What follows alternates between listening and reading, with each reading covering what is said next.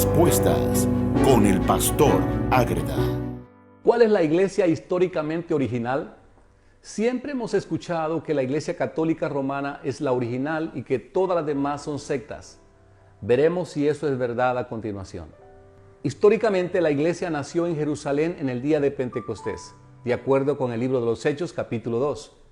Pentecostés significa 50, dado que esta fiesta se celebraba 50 días después de la Pascua. Así entonces, esto sucedió 50 días después de la resurrección de nuestro Señor Jesús. Fueron 120 personas que se congregaron en el aposento alto para esperar la promesa del Espíritu Santo. Mientras ellos perseveraban en oración, vino el Espíritu Santo y les impartió poder. Allí comenzó todo, mis amigos. Al principio, todos los miembros de la iglesia eran judíos y hasta se llegó a pensar que este nuevo movimiento se quedaría dentro de las fronteras judías, pero no fue así. Con el pasar del tiempo, los judíos fueron saliendo y los gentiles fueron entrando, al punto que hoy día la iglesia está constituida más por gentiles que por judíos en su mayoría. Notemos que al inicio no era la iglesia católica, ortodoxa griega ni protestante. ¿Cuándo entonces comenzó a separarse la iglesia hasta constituir los sendos grupos que la componen en el día de hoy? Pues la primera vez que se da una ruptura en la iglesia fue en el año 1054. Los conflictos internos de Oriente y Occidente dieron lugar al primer cisma de la historia. Así entonces nace la iglesia ortodoxa griega, la cual se difundió por toda Europa oriental. En esa fecha, el Papa de Roma y el Patriarca de Constantinopla se excomulgaron mutuamente y así terminó lo que ya se venía gestando desde tiempo atrás, dadas las grandes diferencias que los separaban. La separación de la iglesia ortodoxa griega obedeció más a aspectos de hegemonía que a los asuntos doctrinales de la fe. La cuestión de debate fue ¿quién manda en la iglesia? Todos sabemos que la Iglesia Católica Romana siempre ha defendido que el Papa es la máxima figura de autoridad sobre todos los fieles, mientras que la Iglesia Ortodoxa está administrada por patriarcados. Estambul y Moscú son las sedes de dichas figuras de autoridad de esta rama del cristianismo.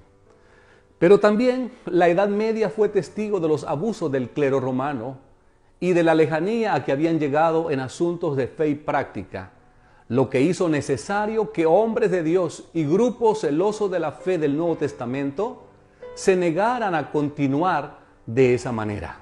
Aunque originalmente lo que se buscaba era que la iglesia volviese a los principios enseñados por Jesucristo y los apóstoles, cuando las autoridades eclesiásticas no mostraron ningún interés en volver al cauce original, los piadosos y celosos por la verdad tomaron la decisión de continuar en la línea ortodoxa. La fecha exacta que marca el inicio de la Gran Reforma es el 31 de octubre del año 1517.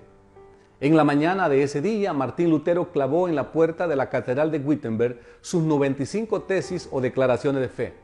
Cuando la gente se levantó, vio lo sucedido y ahí comenzó el gran movimiento conocido históricamente como la Reforma de la Iglesia Cristiana o Protestante.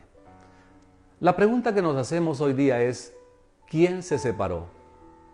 Pues la iglesia evangélica o protestante no se separó. Al contrario, luchó para volver al canon original de las Santas Escrituras. Los que se separaron de la verdad fueron los que sostuvieron y se aferraron al poder de manera dogmática. Debo aclarar lo siguiente. La iglesia evangélica o protestante no nació con la Reforma. La iglesia nació el día de Pentecostés.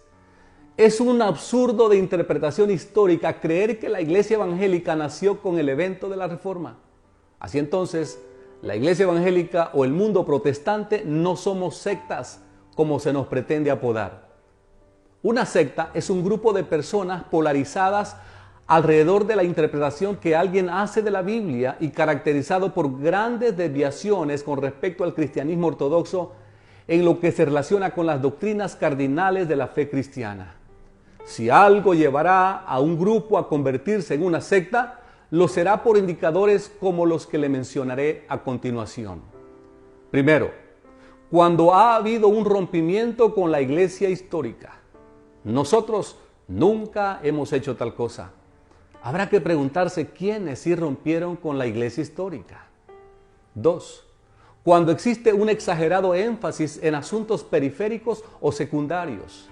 Déjeme decirle que las doctrinas no son negociables, pero cuando otros aspectos irrelevantes asumen el lugar de estas, es que se ha dejado la verdad. 3. Cuando la Biblia no es la única autoridad en materia de fe y práctica.